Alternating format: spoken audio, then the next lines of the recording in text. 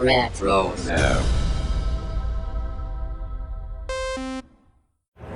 Hi, this is Emily Swallow, the Armorer in The Mandalorian. You're listening to Dennis and Jay on Podcast Stardust. This is the way.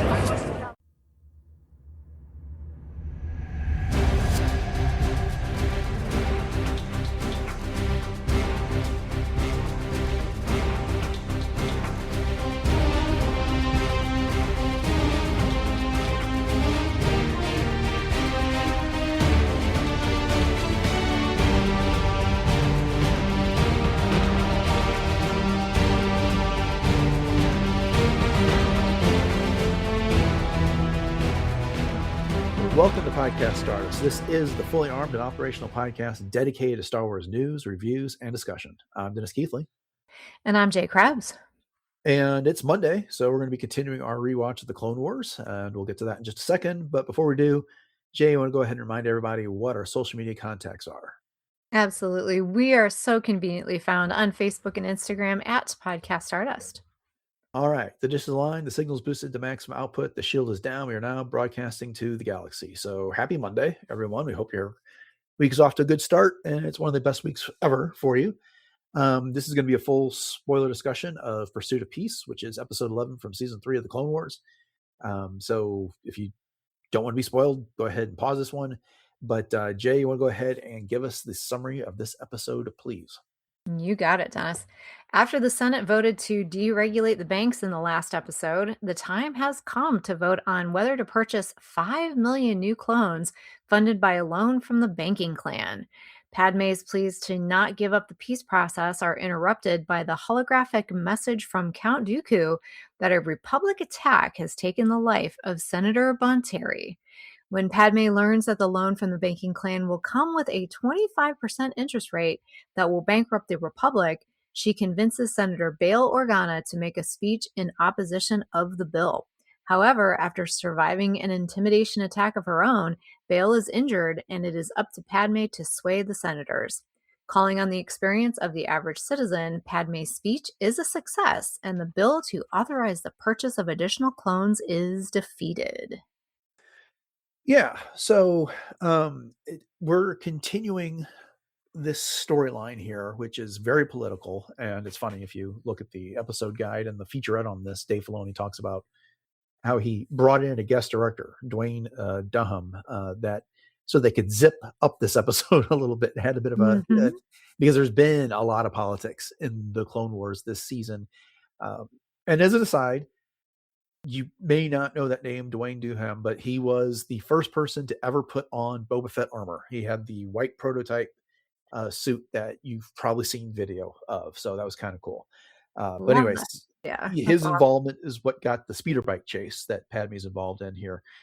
So that said, what did you think about this one overall? Oh, it's very heavy. I mean, as you just said, it's very politically oriented. And as Dave Filoni was talking about, even in the featurette, that's why they needed that little bit of levity in the middle to remind everyone that this is actually, an animated show for kids. So, but, it's also necessary to outline the underlying layers of everything that's been going on, with regards to as we talked about last week, with the idea of heroes on both sides and the treachery that comes with it, and the hiking up of the interest rates, and just made me think of DJ, in The Last Jedi, that everybody profits. It doesn't matter which side you're on, that somebody's going to profit from this. And in this case, everything's pointing towards the banking clan and the Separatists. But at the same time, we've got Palpatine working undercover or behind the scenes, I guess, to keep everything happening, even though he says that the wheels have to just turn on their own, which I thought was a very interesting thing to say at the very end. But a lot going on for sure. Yeah. One of the things that you and I were talking about off mic before we started recording this episode was how big a role Padmé plays in the season to this point. Yeah. And part of that observation is based on recency bias, but I'm just looking at the episode guide right now. The first 2 episodes are about the clone cadets and ARC troopers, And then there is the Supply Lines episode. So she's not really a player in those, and then she's not in the fourth one, which is the Pantorans, the George Lucas character. But then we get the Mando arc, and she's a big player in that one. And then we get the Assassin episode where she's the target for Aurra Sing. And the Evil Plans, she's there to send R2-D2 and C-3PO on their mission to, well, as actually Anakin, but she told him to do that, to go at the mail rooms. We get a break for the Hunt for Zero, but then she's back last week on Heroes for Both Sides, and then now it's Pursuit of Peace. So it's heavy on this now. She's going to be absent because we're getting ready to come up on the whole Night Sisters and Maul and Savage Opress thing here in just a bit. But it's really been a weird pace for this season so far, because we've seen Obi-Wan, we've seen Anakin, but other than the one episode that Obi-Wan featured in, The Hunt for Zero, okay, I should back up. When I think of the Clone Wars, I think the big three: Anakin, Obi-Wan, and Ahsoka. But this half the season has really not been that. She's had more screen time than all three of them. Yeah, I think so. And I think it would probably shock us to know exactly how many minutes total, because you're right. And obviously when you think of the Clone Wars, you don't necessarily your mind doesn't go to all the political stuff that's happening, even though obviously that's why it's called Clone Wars, Star Wars. I mean, it kind of goes hand in hand with that and outlines, the underlying things that are happening, but you just don't realize how much of a time is being devoted to this until you go back and, as we've been doing, recapping these episodes and rewatching them. Right, exactly. And the other thing about this is that this is yet another episode that precedes the Senate Murders episode from season 2. So we were joking about that when we talked about the Clone Wars last week on Wednesday, about how, it's like we now return you to your scheduled Clone War. But, it's later this season. And I think, next week starts stuff with, like I said, Night Sisters, Maul, Savage Opress, and the like.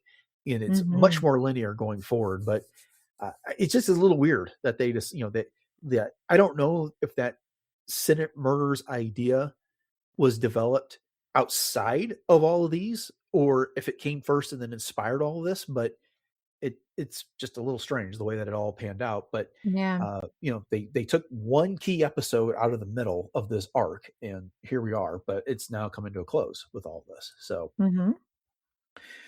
all right, so back to the political machinations here. So the attack on Coruscant's power supply is what powered through the banking deregulation bill last week when we talked about this. And that's not the end of the story. They lost the battle, but not the war. They still have to vote to fund the battle droids. And Padmé is against this. She wants to pursue the peace process. And then, of course, the word comes from Count Dooku that Bonteri was murdered, and Bail finds out from spies that it was Dooku's own thugs that did this and tried to pin it on the Republic. And when Padmé goes to find out about the loan with her from the Bacon clan, she finds it's going to be 25%. And not only that, when she kind of protests about that, the senator from the Bacon clan points out that the Separatists just took out a loan to build 3 million more battle droids on this. So when we hear about corruption in the prequel trilogy, this episode puts a neon sign that points right towards it. Oh, definitely. There's a whole lot going on here. Oh, yeah. Yeah. And again, the idea of just working both sides, they're just looking at what's most profitable. And of course, the Kaminoan senator wants to support this bill because that's going to be money in her pocket for her, Kaminoans as well. So everybody's trying to profit off of it.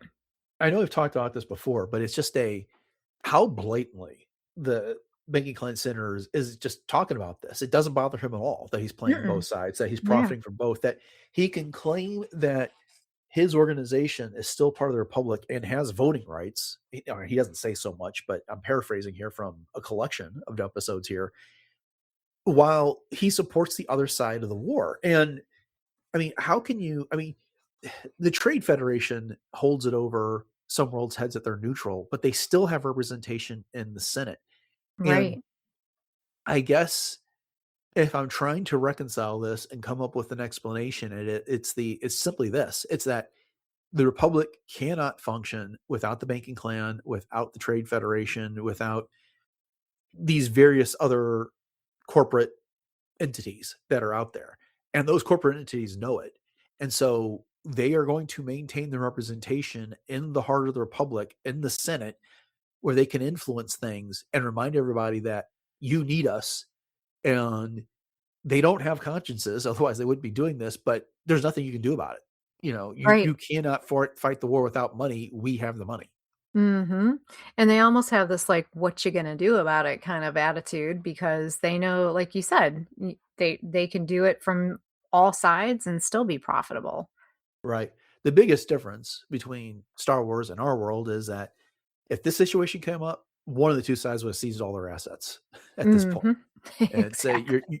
you can't be part of an organization and then aid the enemy. That's treason. But at any rate, this is what then inspires Padme throughout the rest of the episode. She appeals to Bail Organa to make a speech to the Senate because of how eloquent he is, how great a speaker he is. And if there's any hope of defeating this funding bill, it would come from him. And so he agrees to do it. He's kind of reluctant. He doesn't come out and say that he's been intimidated by this, but he kind of makes it clear that he's not the leader of this movement. And so he's been encouraging Padme from the sidelines, but he finally breaks down and agrees to do it, only to be injured by these thugs. And so it falls on Padme to make the speech, but it's her aide, Tekla, that encouraged her because she reminds her, like, you listen to us. You're actually worried about our concerns. Whereas, and I'm sorry, I'm monopolizing the conversation, but the stark contrast of the banking clan here, like they're not concerned about anybody else. They're just concerned about making money in this situation. Well, and of course, I mean, this just brings to light everything that Padme is and that we know that she is, which is very empathetic and compassionate to all of those that she serves. And she wants to make sure that, and she even mentions this, that the infrastructure needs to be preserved, that there's healthcare that depends upon this, education that depends upon this, and all of that is, part of who she supports on a daily basis. But I think it was really interesting when she, as you said, she goes to Bail and basically begs him to convince the Senate, that this bill needs to, to convince them, and that she's going to go and talk to individual senators because they're only 6 votes shy, she mentions. But yet when she goes to the Mon Cal, and I know you have it in our notes here somewhere, but I can't think of his name right off the top of my head. Christo. Thank you, Christo. And she goes to him and says, we need to do this. He says, well, I will listen to Bail Organa, and basically kind of casts her aside. Like, whatever you're saying doesn't mean anything. And I just wonder if that's because of everything that had happened with Naboo beforehand. And so some of the senators are a little bit shy about kind of siding with what, Padme has to say just in and of herself because of that. Did you get any feeling of that at all? I think you're on the right track there. I don't know if it's because of the Trade Federation blockade of Naboo, but it's, they don't give us political parties during the prequel area of this, but she is a very vocal voice for a certain side of the Senate. And so it almost kind of makes, she starts talking. There's some people that just aren't going to listen for whatever reason that may be. She's called out a lot of senators over time. She is a very progressive voice there in the Senate. She supports peace. She's not as afraid of the Separatists. She wants to extend that olive branch and she's frustrated that their peace hasn't been given a chance. About to break out a 60 song, but anyway, and she wants to give it a try. And she wants to take that step, but these senators are also afraid, which is, they also know that if they support this peace movement, which is like, let's put down our weapons and negotiate, well, that can be used against them, that you're not protecting your homeworlds, on this situation. So I think there's a lot that goes into it. And meanwhile, Bail is more senior in the Senate. He's been around longer. He's got a bit more respect. I don't think he's viewed as much of a firebrand by comparison Mm-hmm. to Padme. So I think Mm-hmm. that is why. And if he's just got, we've seen Padme give good speeches, but we may not have seen Bale give many, but he's got a reputation for being an excellent orator. So can be someone who can be Right. very convincing. So I think there's a lot of things that go into it. Right. And I don't think it really helped Padme's case much that Anaconda Farr went with her in his sling, Yep.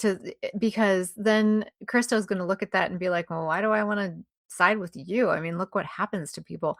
But one more thing I wanted to point out too is the fact that Padme was pleading to Christo about the clones themselves. And that's another thing that Padme had compassion for, is that, we're creating these clones and then what's happening to them. And Krista was basically like, I don't care. That's what they were created for. So again, it's just another thing that's showing Padme's compassion.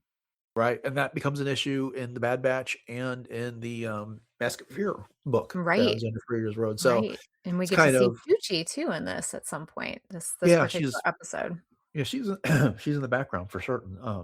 So yeah, I mean, what's cool about this is, so all this gets interrupted when the thugs who have just received orders from Dooku to eliminate Padme. So Dooku's come around to Viceroy Gunray's way of thinking on things. Mm-hmm.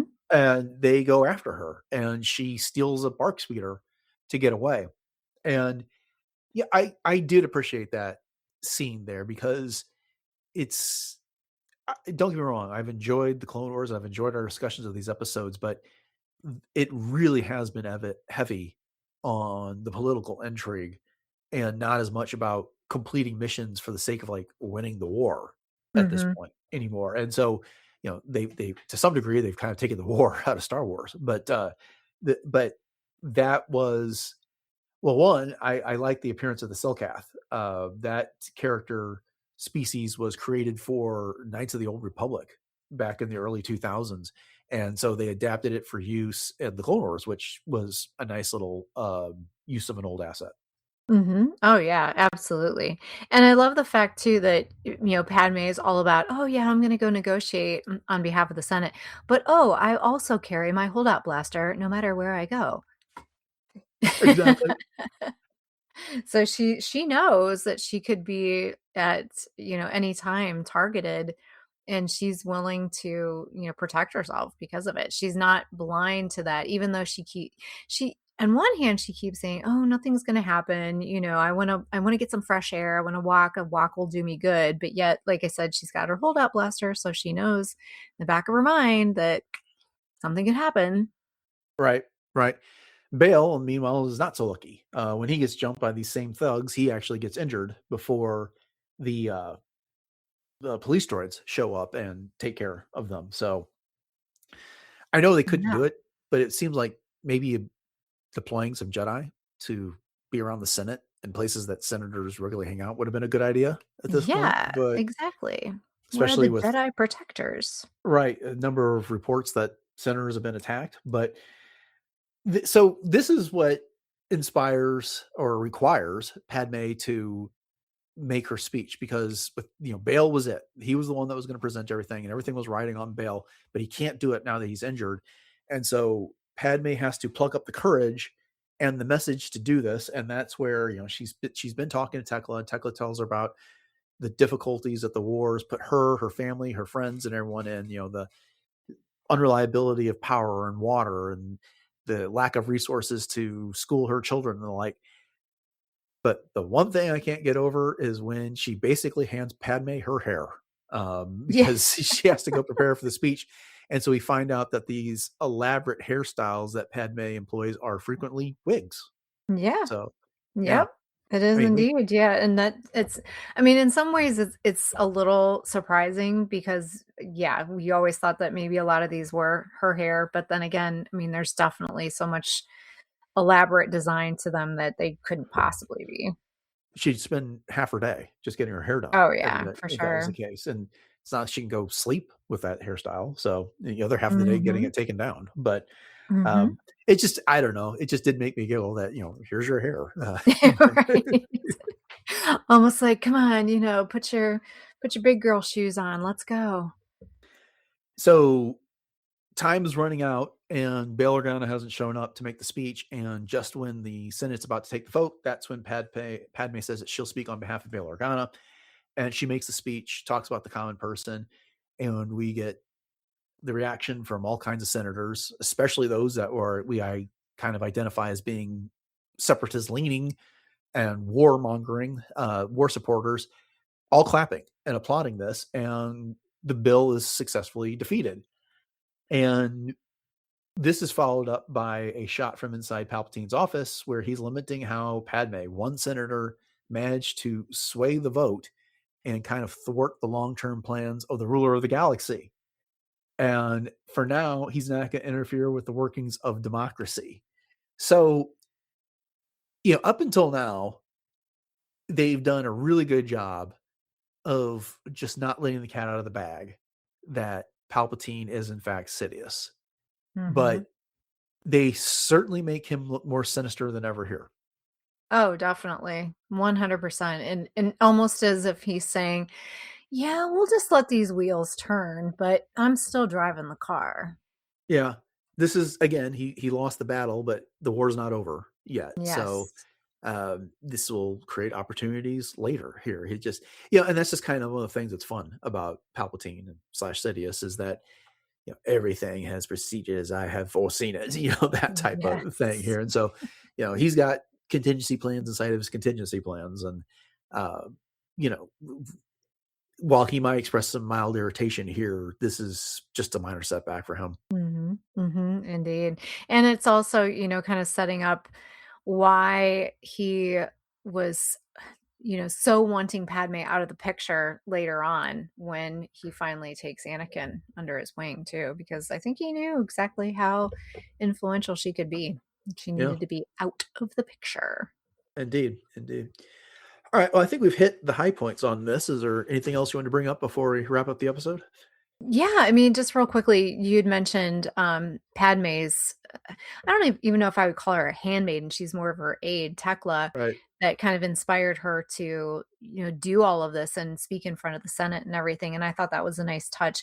And then when Padme was giving her speech, I noticed Monument Plaza, and again, this is one of those things with what's the name of the peak? Is it Umate? Is that Yeah. what it was? Uh-huh. And thank you. And so I was like, "Oh, that's so cool," because it's one of those things that in the past I would have just not even really keyed in on, but now that we've had so much of that from, things like Andor and whatnot, so cool to see. Right. It just really drew my eye. Yeah. This came first, but where I remember that from is the High Republic, when the Chancellor is like there making a speech. Oh, yeah. And then, like you said, we got to see it in Andor as well. And I think actually it shows up in the new the new end scenes from Return of the Jedi as well. I'm not positive about that, but yeah, it's something that's been developed over time, and it was kind of this quiet detail, and it's gotten bigger and bigger over the past few years. So, Mhm. mhm. Yes. All right. Well, then, I think that'll do it for this discussion of Pursuit of Peace, and we'll wrap up this episode. So, thank you for joining us for this discussion of the Clone Wars. And if you've enjoyed it and you want to get our ongoing discussions, make sure you subscribe to the podcast. And when we get these done, usually on Mondays, they'll download for you automatically. And after you've subscribed, we'd appreciate your ratings, reviews, wherever you can leave those. And then you can head over to retrozapp.com and check out the entire back catalog, as well as all of our conversation about the Clone Wars for the past, year and a half, 2 years? I can't remember where we started this, but Been a they're all while. there. So, yeah, Jay, you want to go ahead and remind everybody one more time about our social media contacts and our other homes on the internet? Absolutely. So we are most conveniently found on Facebook and Instagram at Podcast Stardust for our socials. And then you can always check out all of our Pinterest boards, and you can listen to us on YouTube and YouTube Music, as well as all of your other podcatchers and streaming services. And if you'd like to drop us a line, you can do so at podcaststardust@gmail.com. Still looking for listener questions as always. I mean, we love to be open to that kind of thing. So any kind of ideas that you have, just send those over to our Gmail. And then we also have an expanded merch line over on our TeePublic store. Not that we expanded it, it's just over there. And so the link that was in our show notes, or is in our show notes, will take you to 7 different show logo designs on all kinds of fun things, now including things like socks, which I'm super excited for that, and ball caps, so which I definitely want to pick up. Indeed. You want to remind everybody what you got going on is cosplay. Yes. So as always, you can catch me on my Instagram, which is at j.snipscosplay. And I am still considering going to Fan Expo Cleveland. So you'll just have to check that out. It all depends upon the arrival of the upcoming bebe. So once again, j.snipscosplay. All right. Upcoming on the show on Wednesday, we are dipping back into The Force Awakens with part 2 of that series. We'll be discussing the part of the movie that runs from 10 minutes and 41 seconds to 23 minutes and 40 seconds. We got a great guest. We've already recorded that episode, and we can't wait to bring it to y'all. And then on Friday, we are wrapping up the week with whatever Star Wars news is out there. So it'll be interesting to see after we got the trailer for The Mandalorian and Grogu last week. So that was fun to talk about. So maybe there's something else big this week. Stay tuned. Okay. Well, thanks for listening to episode 1003, everyone. Have a great week. And until next time, may the Force be with you.